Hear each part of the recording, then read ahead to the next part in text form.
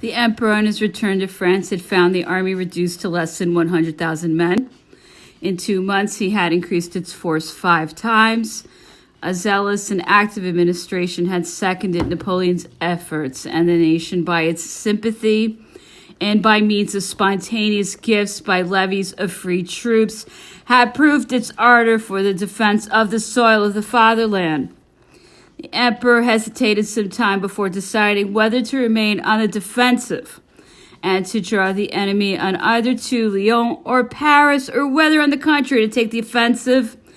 He ended by deciding on the latter, after having armed and provisioned all the fortresses on our frontiers, having settled on a system of fortifications for the defense of Paris and Lyon, and having established supplementary gun factories and collected considerable quantities of ammunition of every kind.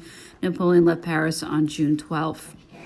At Avesnes, he decided the first operations of the army by an order of the day, which he wished to keep secret. On the 14th, General Bourmont, commanding a division of the 4th Corps, Clouet, colonel of the engineers, and Major Villoutre, staff officer and formerly equerry to the emperor, followed by some officers, to the disgrace of French honor, passed over to the enemy and betrayed the order of the day of June 13th to them. In spite of this unqualifiable treachery, the campaign had opened under the happiest auspices for French arms. Napoleon had been able to hide his first movements from the eyes of the enemy and had succeeded in taking the Prussian and English armies by surprise. His skillful maneuvers, which had separated these two armies and brought about the victories of Ligny, gave one reason to hope that these successes would be followed by decisive victories. There was no doubt of this in Paris, and news from the army was being awaited with confident security when the report of a great disaster came to trouble every mind. Soon the defeat of Waterloo was a mystery to nobody. This fatal news spread consternation in our capital, and this consternation was raised to its highest pitch by the desolating reports which kept coming in spite of the faults committed during this short campaign, and notably on this fatal day, in spite of the slowness and want of decision with which orders for the execution of which the greatest speed was necessary had been carried out, in spite of the fact that Marshal Mortier's retreat had left the commander-in-chief of the Imperial Guard vacant. The Battle of Waterloo, which was won in the middle of the day, would have been a complete and decisive victory, but for the arrival on the field of battle of Bulow's Prussian Corps and Blucher's army in turn, and finally, without the absence of Marshal Grouchy's corps. A caprice of fortune upset the best laid plans and snatched from Napoleon's hands the triumph which was within his grasp. Wellington had even said to General Hill, who came to take his orders at the most critical moment of the battle, "I have no orders to give you. There's nothing left for us but to die here. Our retreat is even cut off behind us." Chance came to transform the vanquished into victors and success into defeat. It can be said that Napoleon and his soldiers fell gloriously. On no encounter of such importance did the French army display more heroism and more resolution than at the Battle of Waterloo. The young generals, the young colonels, the officers of the various corps were animated with the same ardor and the same enthusiasm.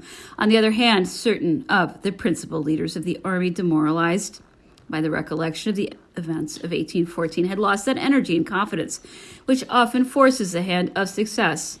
Treachery and desertion helped to transform our defeat finally into a rout.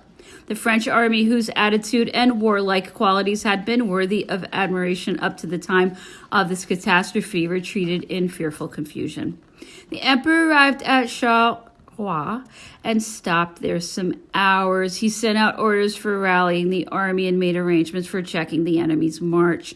He then proceeded to Laon, where he established Marshal Soult in general headquarters and designed this place at the point where the various corps were to meet. After having received more satisfactory news from his brother Jerome, whom he had charged to rally the remnants of the army and to reduce this confusion to order, Napoleon hesitated some time as to whether he should remain in the midst of his troops or return to Paris. He decided that his presence would not be necessary to the army until his columns had been rallied, and that it was more important to return to Paris, from which, besides, he was not more than 30 leagues distant. The emperor accordingly returned to his capital, arriving there at 8 o'clock in the morning of June 21st. As soon as I heard of his return, I hastened to the Élysée.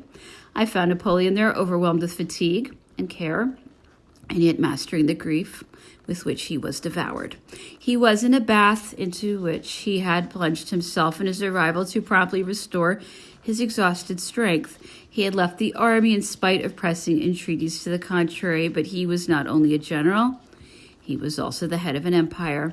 Napoleon had come to ask the Chambers for their help, with which he did not want to dispense, to check the onward march of the enemy, who were once more advancing upon Paris. But mad divisions, the conflict between Republican and Royalist passions, the ambitions of certain influential persons, a spirit of vertigo, in one word, were troubling every head in Paris, and there was soon nothing left for Napoleon but to abdicate for a second time. During the 2 hours which preceded and followed the emperor's second abdication, I saw him absorbed in cruel reflections and hesitations. His foresight of the fate which was reserved to France if he abdicated or if he remained in power, deprived of the assistance of the Chambers and reduced to a factious role, inspired him with 1,000 conflicting resolutions and the most painful anxiety. An apparent want of feeling rendered him indifferent to the devotion of his brothers, and to the remonstrances of certain faithful servants who urged him to adopt energetic resolutions. But the trial to which he had just submitted had opened Napoleon's eyes. He did not wish to add the horrors of a civil war to the evils resulting from a foreign invasion by provoking a redoubtable conflict between the Chambers and himself. He felt that his mission had come to an end, and that he could no longer recommence a career of prodigies. The times, the elements, the tendencies of men's minds were no longer the same. A close union of the great corporations of the state with himself could alone save France for a second time. This harmony of tendencies and will not existing in the circumstances in which the country found itself, Napoleon deemed that success was impossible. He might, no doubt, have appealed to the nation and to the army, whose feelings were not to be doubted, but he feared to raise internal dissensions amongst the French. The emperor accordingly preferred to resign his crown after having in vain endeavored to draw the Chambers out of their state of blindness, and not without having pointed out to them in the most vivid colors all the misfortunes which his abdication would entail. He addressed himself as the continuation of my story will show to ears that would not hear, for rest, at no matter what price, had become the first need of one and all. The intentions of a great part of the Chamber of Representatives may have been pure and patriotic, and yet the majority of its members only knew how to work with passion in breaking the sword and shield of France. It is painful to have to say that never was the nation represented by a political assembly more ignorant of its true interests, more below its mission, in presence of circumstances of such extraordinary gravity. Whilst numerous hostile armies were pressing in upon us at every side, the majority gave voice to none but vain tirades and untimely discussion on abstract constitutional theories. It was unable either to inspire the hearts of Frenchmen with a hatred for foreign domination and to proclaim the danger which was menacing the fatherland, or to rally itself to Napoleon's dictatorship.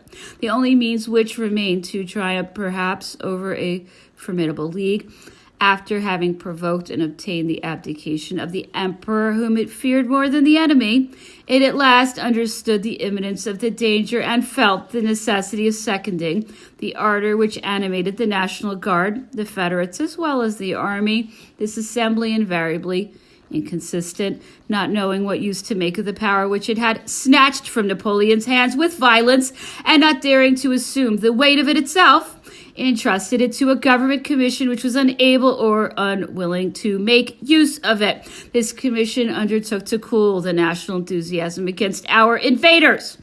It decided upon the timid resolution to send five plenipotentiaries to demand the fulfillment of illusory promises which had been made by the Allies under circumstances which imposed a certain amount of prudence upon them.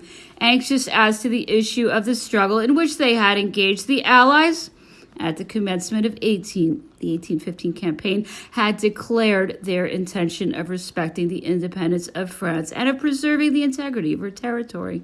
It was easy to foresee what would be the value of our demands upon them, the day when these demands were no longer backed by arms.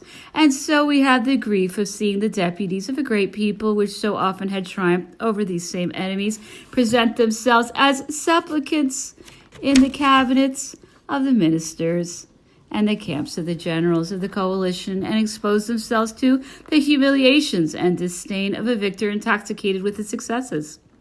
I saw Fouché myself at the time, and he charged me to tell Napoleon that the plenipotentiaries had been instructed to demand that Napoleon II should be recognized, and in one word, to accept anything except the return of the Bourbons. Whilst these plenipotentiaries, furnished with illusory instructions, were making their way towards the headquarters of the Allied sovereigns, Fouché was sending confidence to Lord Wellington and to Prince Metternich to negotiate for the return of the Bourbons. It is here that we meet again with Mazarin, who is one of the secret agents employed by the Duc de Trento. Fouché, this former aide-de-camp to King Murat, has given curious particulars about the missions with which Fouché charged him to Lord Wellington, Captain Mazarin, who had witnessed in 1815 the exaltation of the French soldiers whose ranks he had passed through, and who had narrowly escaped being killed because they took him for a spy, was astonished at the facility with which Napoleon had abdicated when there remained to him, round Paris alone, a reorganized army of more than 80,000 men filled with fanatical enthusiasm for his person, shaking with indignation at the yoke which it was wished to lay upon them, and burning with an ardor which was proof against anything, and that at the very time when Mazarin had just seen that the Prussians and the English, on the contrary, were divided on the question of the reestablishment of Louis XVIII. We ourselves saw the Prussian cannon pointed against the Tuileries Palace. Monsieur Marshal Daru, the military intendant, had assured me that overtures had been made by Generals Gneisenau to General Maison, at the time governor of Paris, to induce him to join with Field Marshal Blücher for the purpose of driving the Bourbons out and of proclaiming a Prussian prince King of France. General Maison, whilst asking for time to consider his answer, had come to the conclusion that it was better to keep Louis XVIII than to accept the Prussian yoke. The judicious reflections made by Joseph Bonaparte on the conduct of the French chambers during the last years of the empire will not, we think, be read without interest. One might say that these reflections had been written by Napoleon himself. They are as follows. One must not cast on the nation the blame which is deserved by the members of the Chamber of Deputies who, in 1813, joined themselves to Mr. Lannes, whose opinions at the time may be judged by those which he has since professed for the Bourbons, nor by the opinions and conduct of the Chamber of 1815, presided over by Lanjuinais, an honest but short-sighted man, a bourgeois Cato, and the eternal dupe of intriguers of every color and every party. The French nation is no more in a coterie of peers than the Italian spirit is in the Sacred College and amongst the Neapolitan barons. The French nation is in the day laborer's workshop, in the middle-class family interior, in the workroom of the busy man, in the peasant's field, in the minds of all who palpitate at the remembrance of our national glory, in these old remains of so many heroes. The French nation is the nation which received Napoleon on his return from the island of Elba, which is conscious of what is right and what is wrong, which does not accuse the man whom she admires and whose widow she will long consider herself. This nation is not frivolous, capricious, changing, as people would have one believe. It feels today what it felt on the morrow of Austerlitz. But Europe has been pressing her down for the last 15 years, and though it has crushed its will, it has not yet killed it. In all nations, there are weak individuals who have been lifted by chance to eminent places. These individuals in decisive circumstances often decide the fate of nations by little personal passions, which, without suspecting it themselves, they are dominated. Unfortunately, there were many such individuals in the chambers of 1813 and 1815. And when they saw the precipice which they had opened beneath their feet, they could do nothing but groan and lament themselves. For France's misfortune, it was fated that men like Sieyès, Merlin, Carnot, Roederer, Boulay de la Murta, etc., were not in the majority of the chamber. The leaders of the majority were either men of bad faith or lacking in foresight of the future, guided by petty vanity, wishing to play the Romans of the time of Brennus or the Mirabeaus of the Jeu de Paume tennis game, at a time when they should have rallied themselves to the dictatorship of Camillus to expel the Bourbons, that is to say, the foreigners. I remember in this connection, to the eternal honor of Sieyès, that when he heard of the loss of the Battle of Waterloo, he came to see me, finding me in conversation with Lanjuinais, president of the Chamber of Deputies. He said to me, "If you want to persuade them with speeches, your work is cut out for you. Allow me to speak." Lanjuinais, he said, "Napoleon has at last lost a battle. He stands in need of us. He is coming. Let us go to his assistance so that he may drive the barbarians out. He alone can succeed in doing this with our help. After that, if he wants to become a despot, once the danger is past, we will unite to hang him, if that is considered indispensable. But today, let us march with him. That is the only hope we have of safety. Let us save him, that he may save us.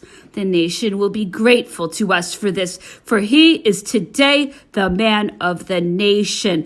France is full of people who think so. It would be unjust to judge the nation otherwise than by them, or by itself, by the forces of its resistance and the example it has given in so many important circumstances. Napoleon, without any doubt, desired France and Italy to enjoy all the happiness, all the liberty of which they were capable.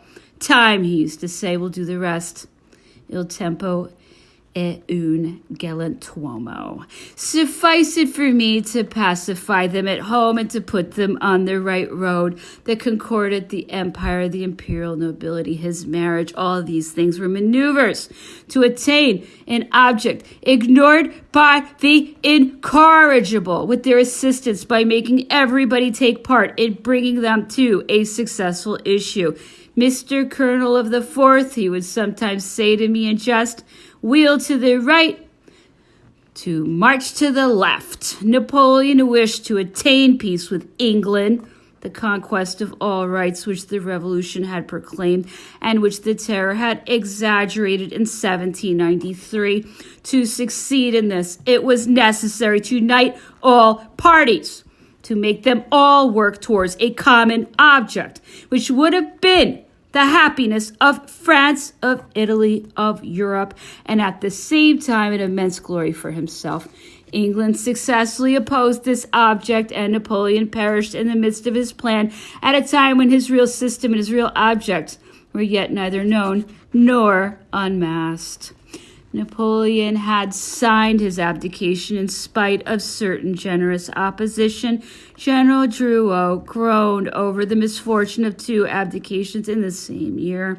Carnot saw in it France's death warrant, whilst this illustrious citizen who had opposed Napoleon's elevation in 1804, dominated by the gravity of the situation in 1815 and foreseeing the sad consequences which would be entailed by the loss of a man whose military genius might still save the country, did all in his power to prevent his abdication. Lafayette urged it on with all his might. A comparison between the conduct of two men, known for their patriotic sentiments, who played an important part at this time and whose political opinions were opposed to the emperor, may, in our opinion, teach a useful lesson. Carnot was a sincere, straightforward man, eminently patriotic, easy to deceive, as are all upright and guileless men.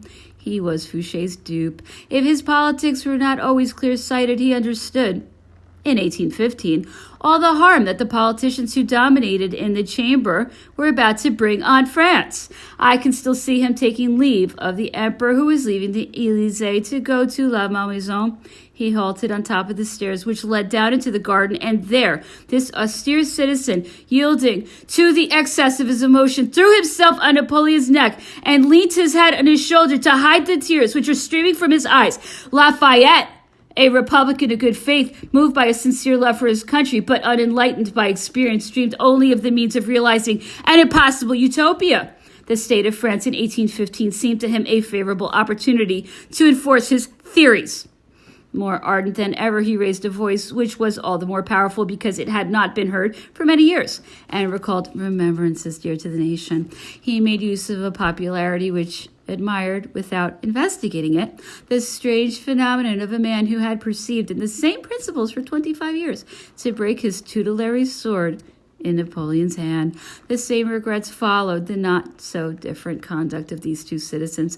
Carnot died in exile, deploring the blindness which had destroyed the only instrument of our safety.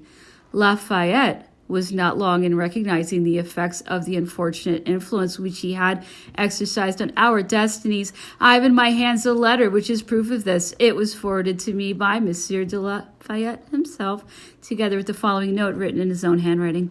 Lagrange, November 5th, 1825.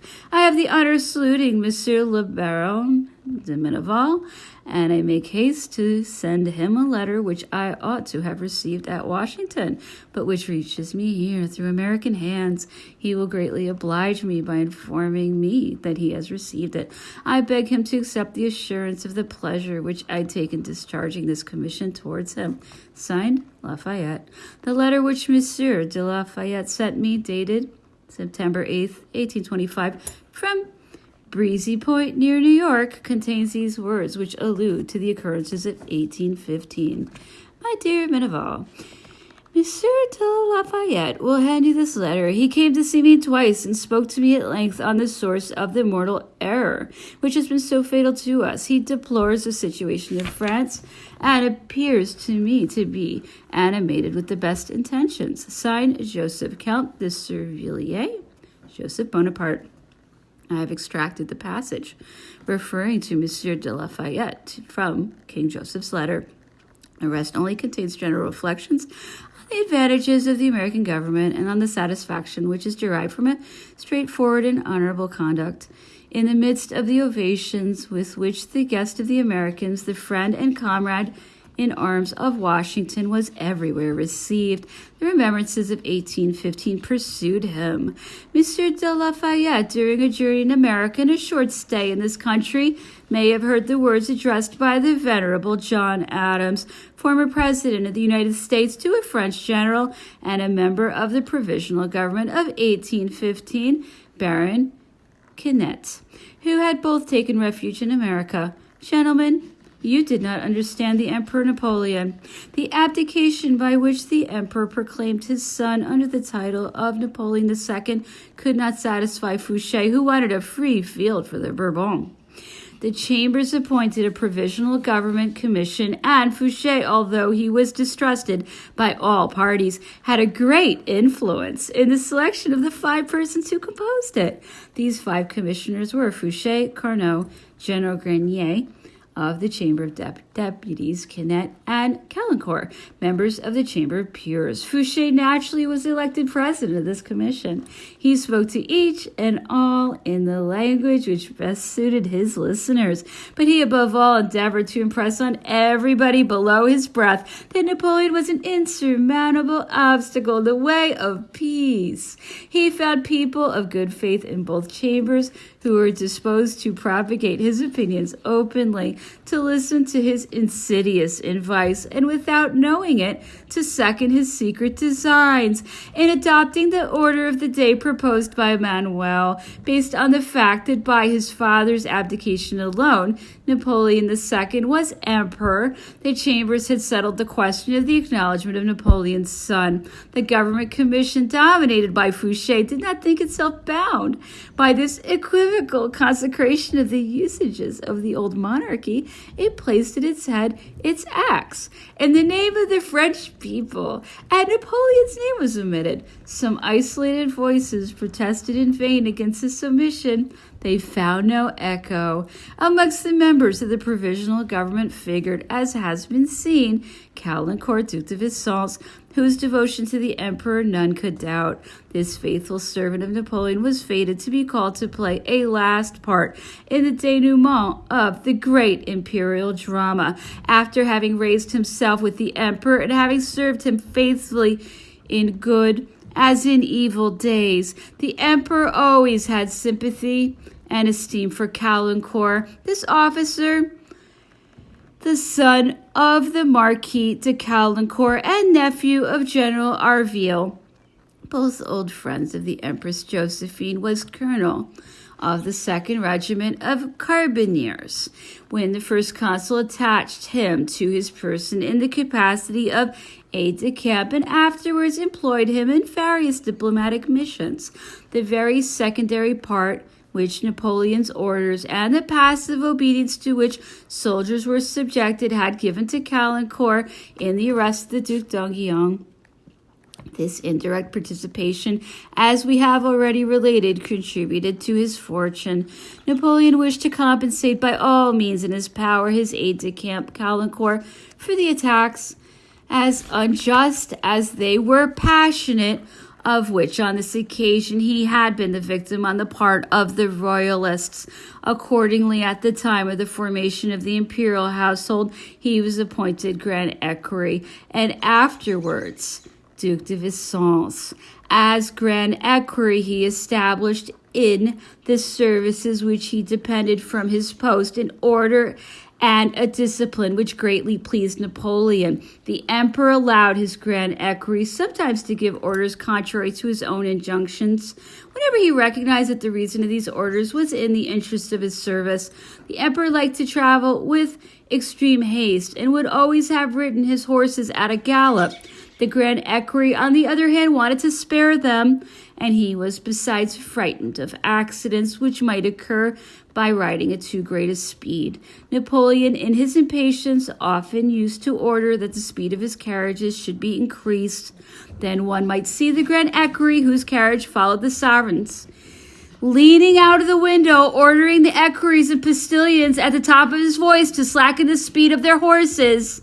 Napoleon, who heard him countermanding his orders, did not seem satisfied with him, and perhaps in his heart of hearts thought he was perfectly in the right. During the negotiations which occupied the last period of the empire, the Duc de Vicence acquitted himself with a zeal which never failed him of the thankless mission with which Napoleon had charged him. Imbued with the principles of a purely military education, he was a strict observer of discipline, hard upon himself. During the retreat from Moscow, when there were 25 degrees of cold, he neglected to protect himself by wearing either a cap or a mantle.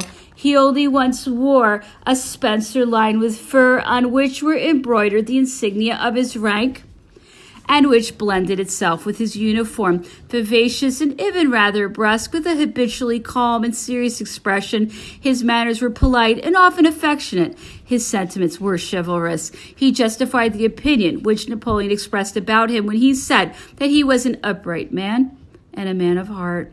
After the fall of the empire, the Duc de Vicence married Madame de Canessy, who had been married for the first time at the age of 15 to her cousin, Monsieur de Canessy.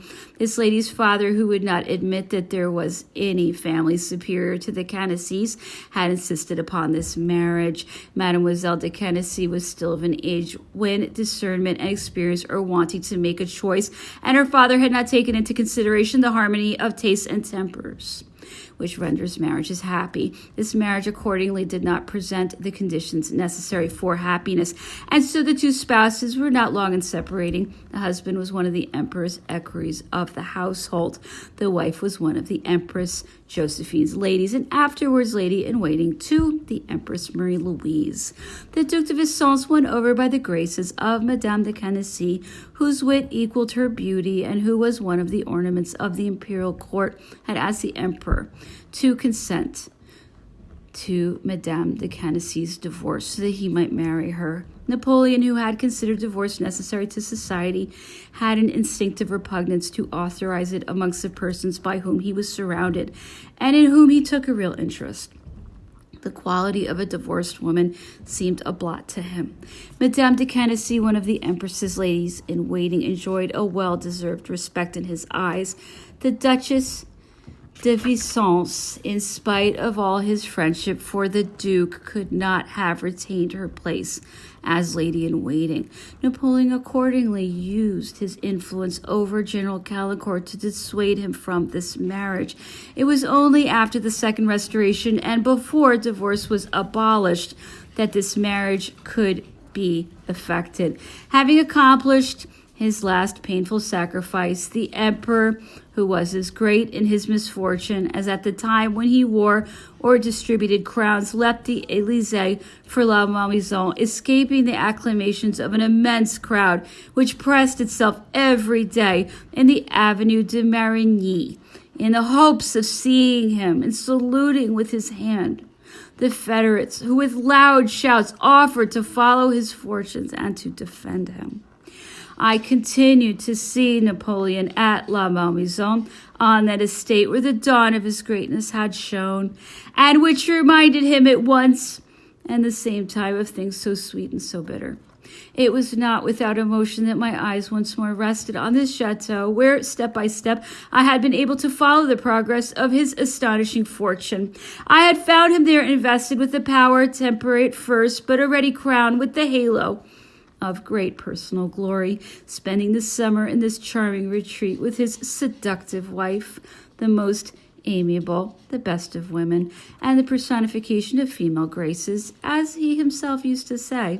I had seen him there surrounded by his family and some faithful friends and servants, sharing in their games, seeking some relaxation from his labors in the cool shade of the garden, sowing the treasures of his fruitful imagination in conversations now serious, now humorous, but always full of original and profound remarks. I myself, at that time, humblest of guests, had sat down at his table.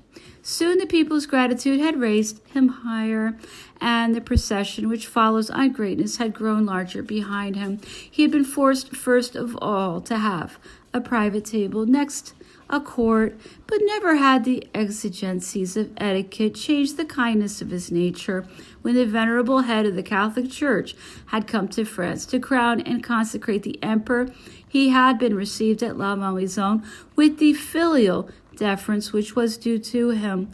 Kings had come to this residence to pay homage to the great man as much as to the powerful sovereign. The rupture of a union formed by mutual affection and dissolved by the exigencies of politics had caused Napoleon to leave this place, which became the witness and the confidant of the regrets of a forsaken wife, and also the scene of a little court, the pomp of which often veiled the bitterest regrets. A premature death had snatched away the princess who adorned this abode, as though Josephine, to whom sovereign greatness had formerly been predicted, had accomplished her destiny and had no further part to play on this earth after she had lost her crown. Napoleon returned hither, fallen from his high estate, to take a last farewell of the tomb of his first wife. He was received here in his adversity by his adopted daughter, Queen Hortense, whose generous care and filial piety comforted him in his evil days. I saw there the noble courtiers of adversity, ready to run all the risks of their illustrious chief's bad fortune. The Duc de Rovigo, so energetic and so devoted, whose presence at Napoleon's side would have been so useful to him. General Bertrand and his wife, whose persevering loyalty only increased under adversity, Monsieur and Madame de Montholon, who were to give him in hard captivity the care of devoted children, Gourgaud, whose devotion bore the stamp of a chivalrous mind and an ardent imagination, the virtuous Las Casas, and his young son, whose adolescence formed in a great school was to bring forth excellent fruits, Marchand, whose noble master was to receive his touching services by calling him his friend. Walking one day with the emperor in the private guard which had joined his cabinet, he told me that he counted on me to follow him. I had no other intention. As I needed a little time to put my affairs in order, I asked him where I was to meet him. He told me that his first intention had been to go to America, but as there were some obstacles in the way of the realization of this plan, he intended to go and live in England, and added that he meant to insist on the rights which were enjoyed by every English citizen. As I expressed some surprise at this resolution, he exclaimed, "Without that condition, I shall put myself at the head of affairs again." My surprise increased on hearing this sudden revelation, and I could not help saying, "But, sire, if such is your thought, do not wait until the time has passed. At some paces from here, devoted generals and a faithful army call for you. You are not a prisoner here, I suppose." "I have here," he answered, "a battalion of my guard who would arrest Becker if I said one word, and would ask as my escort young man," he added after a moment's silence, and with the gesture pulling my ear. Such resolutions are not improvised. I then saw that the threat of placing himself at the head of affairs had only been torn from him by a flash of natural pride, and that it had never really been in his thoughts. This scene has remained engraved on my memory. At the end of this conversation, he told me that he wanted to remain at La Malmaison and bade me ask Queen Hortense to give me a room. I accordingly stayed to dinner, and I spent the evening with the Queen, preoccupied with the thought that I was expected in Paris. At 9 o'clock, I heard that the Emperor had retired to his apartments. One of my friends who had dined at La Malmaison and who had no carriage told me that he counted upon me to take him back to Paris.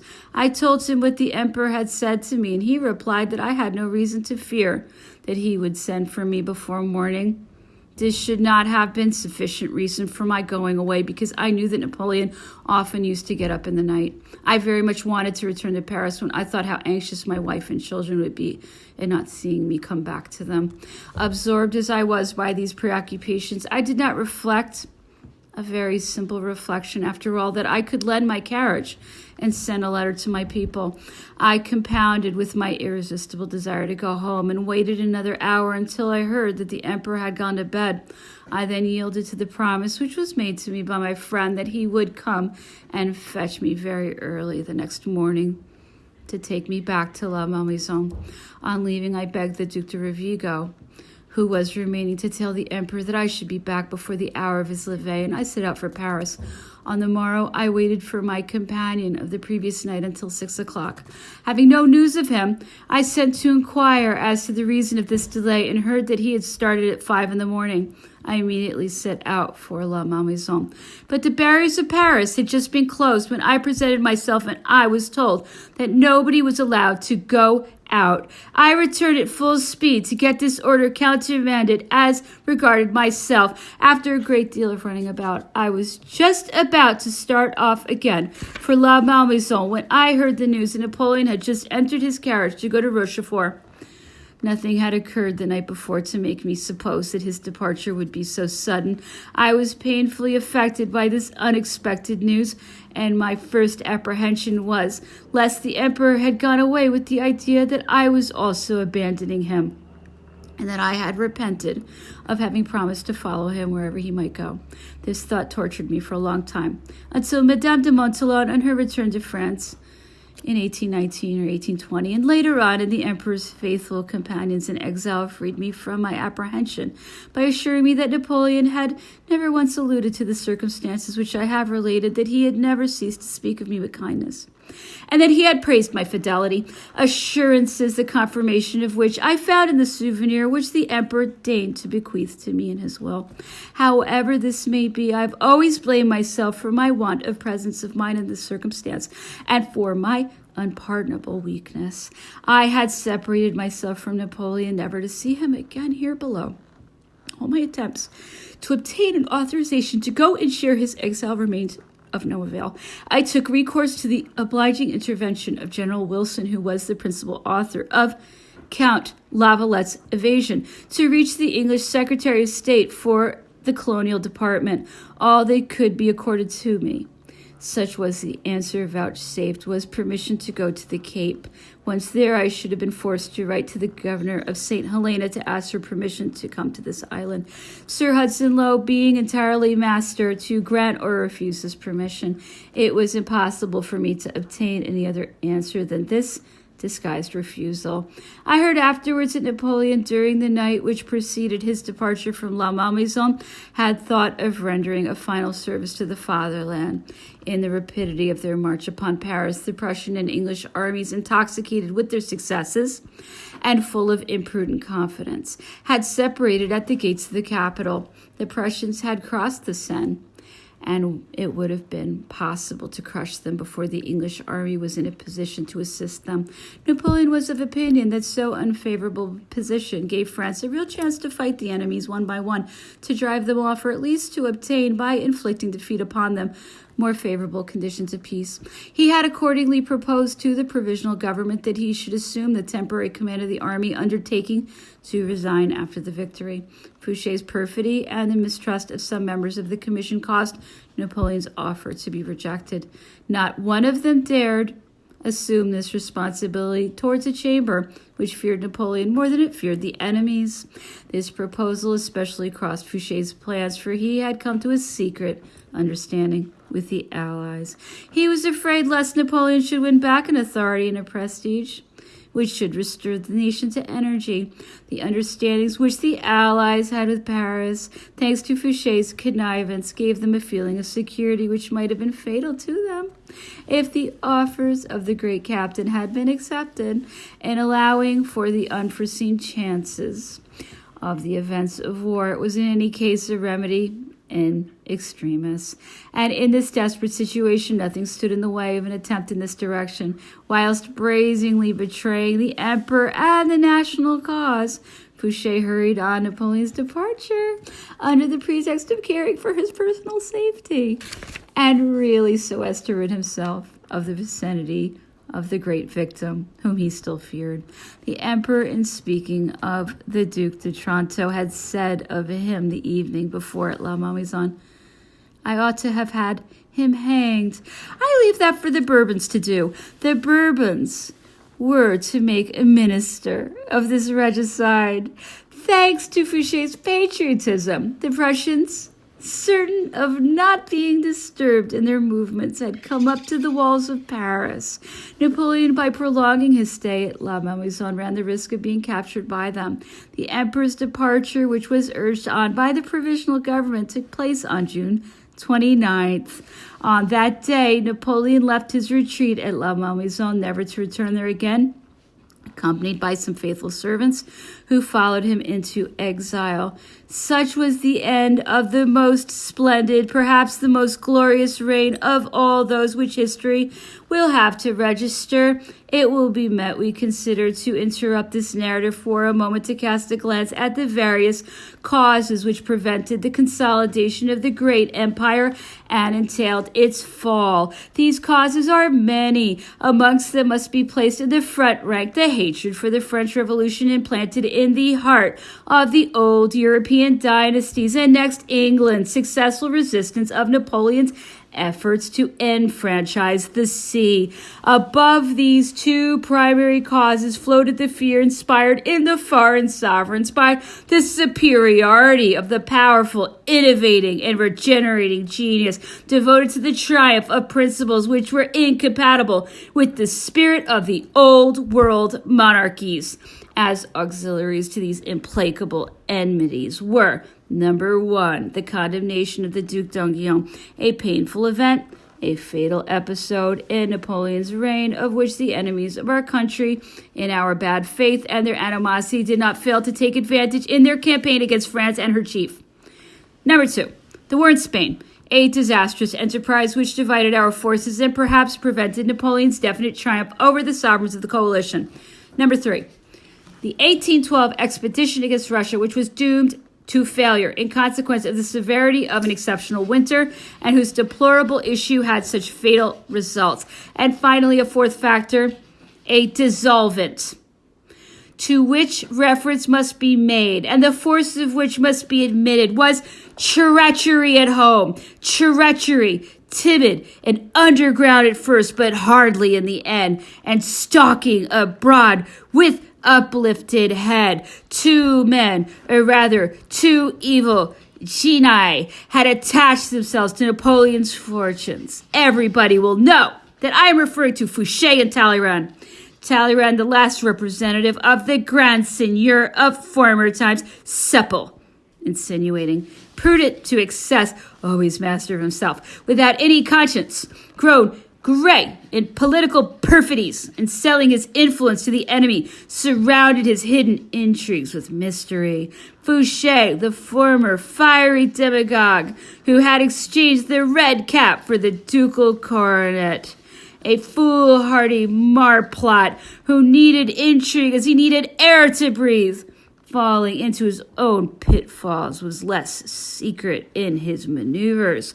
Napoleon despised him because of his political immorality, but made use of him because he was convinced, I do not know for what reason, that he was necessary to him. The emperor believed that the apostasy of the one and the regicide of the other guaranteed their fidelity. In dismissing the first from his counsels, he was unable to deprive him of the power for evil, which Talleyrand's influence abroad conferred upon him. In retaining the other, he was nurturing a serpent in his bosom. These two men were equally harmful to Napoleon, one by his retirement, the other by his constant presence in the councils of the crown. They were not men of transcendent intelligence, but they had vices and capacities which stood them instead with Napoleon. They might have been considered sufficiently guilty to have incurred a judicial sentence, but Napoleon, trusting in his force, thought the noise and scandal of a trial useless and even harmful. His pride would, moreover, have suffered by the public confession that ministers vested with his confidence had been bold enough to conceive the plan of turning against him the power which he had delegated to them. And besides, they had risen with him, and he could not forget their first services. The man who used to say that the statesman's heart should be in his head always felt his own heart in its right place, in spite of what he might say. It is especially against these two men that Napoleon pronounced an anathema when, on taking his last farewell of France, as the shores which he was never to see again faded from his sight, he cried out, "Farewell, thou land of heroes, farewell, thou dear France. A few traitors the less, and thou wouldst still be a great nation, the mistress of the world." The emperor had left La Malmaison and had gone to pass a night at Rambouillet. On July 3rd, he was at Rochefort, where his brother Joseph followed him. During the 12 days which Napoleon spent either in Rochefort or in the island of Aix, he was undecided what to do. Should he go to America or England? He received proposals from various French and foreign naval officers and from several generals who sent him messages. The blockade of the English cruisers and the declarations made by the captains in command of the vessels in this fleet barred the way to America. Of the various measures which were proposed to give the English cruisers the slip, some were declared impracticable, others were considered inadmissible. Napoleon was loath to be the direct cause of the loss of the ships and the crews who should sacrifice themselves entirely for him. He preferred to wait for the safe conducts which were to be sent from England. These safe conducts did not arrive, and on the other hand, assurances which he could not consider official were given him that he would be received in England with the respect to which he had a right.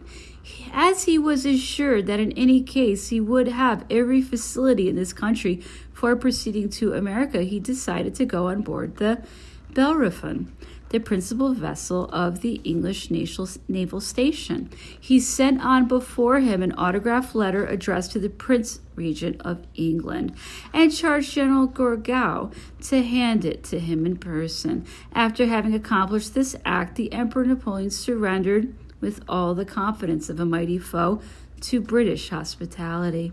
The Bellerophon set sail for England the same day and dropped anchor at Plymouth. The moment for landing was being awaited on board this boat when on July 30th, 2 English commissioners came to notify the decision of the British ministry to Napoleon, by which he was to be transported to the island of St. Helena. I will not relate, a matter of common knowledge, how the emperor protested, nor the various incidents which marked this most painful epoch in his life, nor will I dwell on the manifestations of respect which he received from the English sailors and soldiers, nor on the curiosity which was excited by his presence near the English coast. I will content myself with putting on record the sentiments of universal sympathy of which Napoleon became the object in the midst of a crowd ever growing larger, packed in innumerable boats which had come to contemplate him.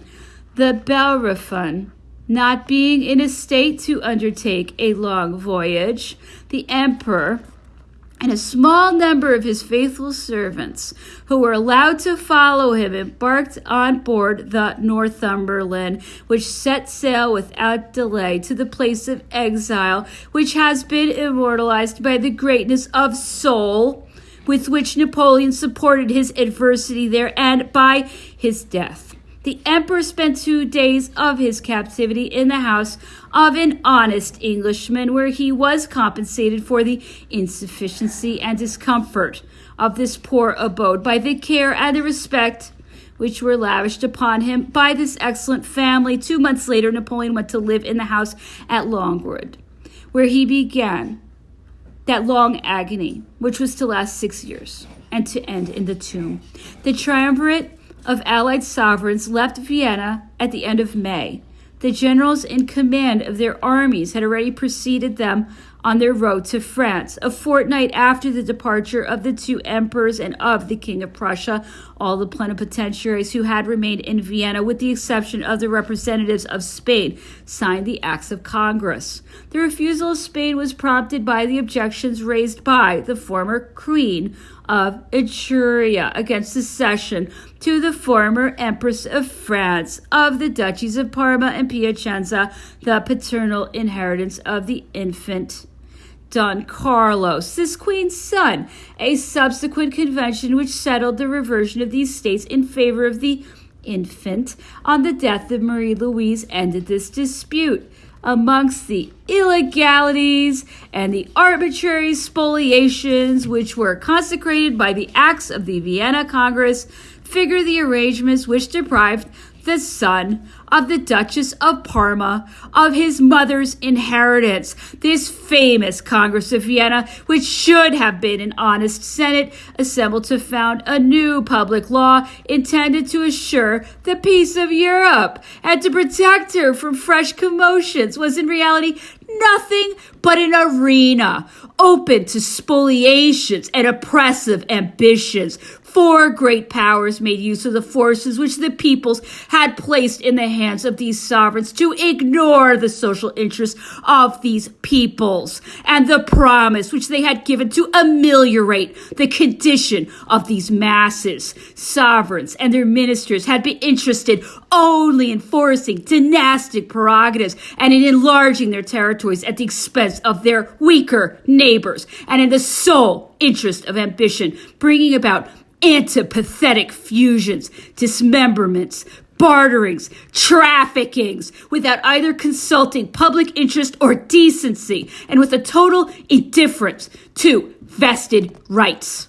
The consequence has been that these arbitrary decisions scattered the seed of discontent, the ferments of discord, and future wars broadcast over Europe, finally having shown so much indifference for the rights of morality and justice. These powers, on the instigation of the Emperor Alexander, did their best to hide under the mantle of religion their selfish and greedy policies. The sovereigns signed a mystic treaty called the Treaty of the Holy Alliance without the intermediary of their ministers, by which, adopting Jesus Christ as their model and their master, they undertook to take as a rule of their conduct the principles of justice, charity, and peace, which had been taught by the Savior, to allow themselves to be guided under all circumstances by principles which they had most certainly repudiated only too often in their acts.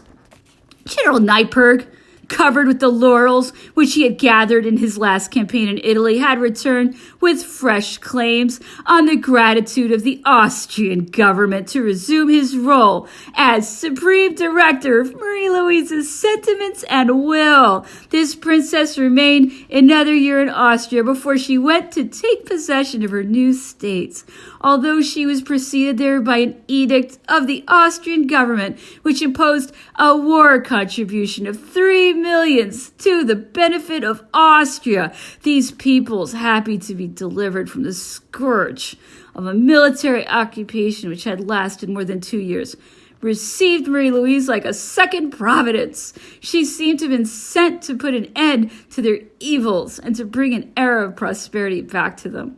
The most powerful reason of the flattering reception which was accorded to Marie Louise by her new subjects was, it must be said, that she had been Napoleon's wife. In the solemn entry which she made into Parma, there appeared by her side, and in the front rank, Count Neipperg, who was then her chevalier d'honneur and the guardian of her authority. The task which I undertook has reached its end.